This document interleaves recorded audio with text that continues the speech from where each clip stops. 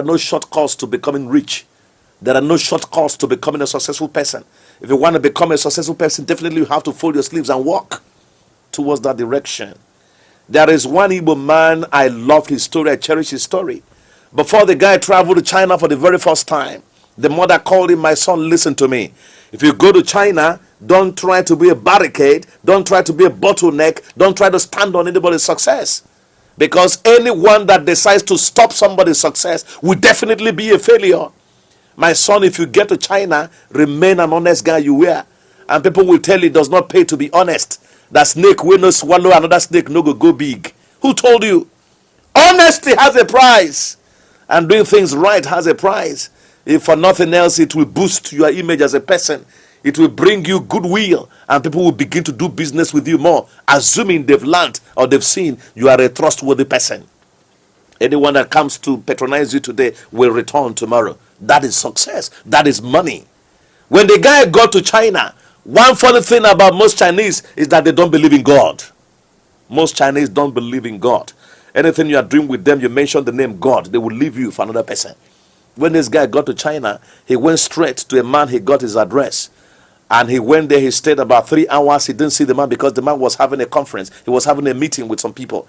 When the man came out and said, they said that there's an African man that's been waiting for me for about 3 hours. He said, yes, look at where I am. The man called him inside his office and said, where are you coming from? He said, Africa. The man went into his locker, brought out some papers. In fact, those papers were given to the man by Nigerians. Part of it, their passport. Part of it, the business papers they had for China.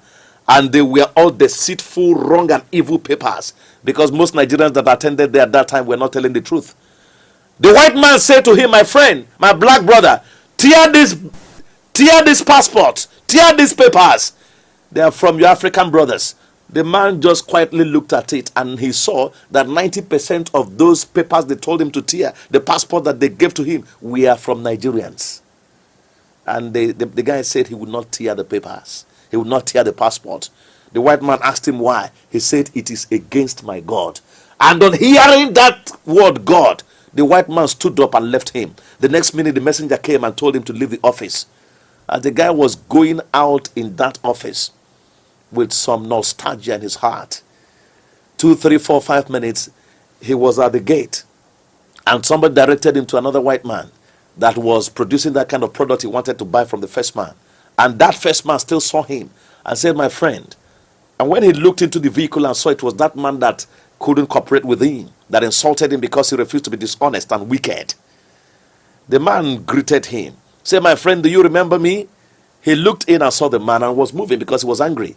The man started begging him. The man started begging him. He couldn't listen to the man. The man parked his vehicle and begged him to enter the vehicle so that they'll go back together. He's interested in doing the business with him. He said he's not going to do the business. And the white man, the Chinese man, told him, you are the only honest person I've seen in Africa. Because he had a good heart. Because he didn't want to wicked anybody. Because he didn't want to stand at the gate against somebody's success. And today, that same man I'm telling you about in Nnewi in Anambra State is a multimillionaire. That man even gave him more franchise. That man gave him more business opportunities. That he will never be a poor man in his life. Remember what made him big? His honesty. His obeying golden rules. If you want to rise to the top, if you want to have the money, if you want to become a millionaire, you have to work little by little. But above all things, keep the golden rules. Do unto others what you want others to do unto you. If you want to become a successful man or woman, if you want to be a celebrity and remarkably successful person, there is nothing you can exchange hard work with.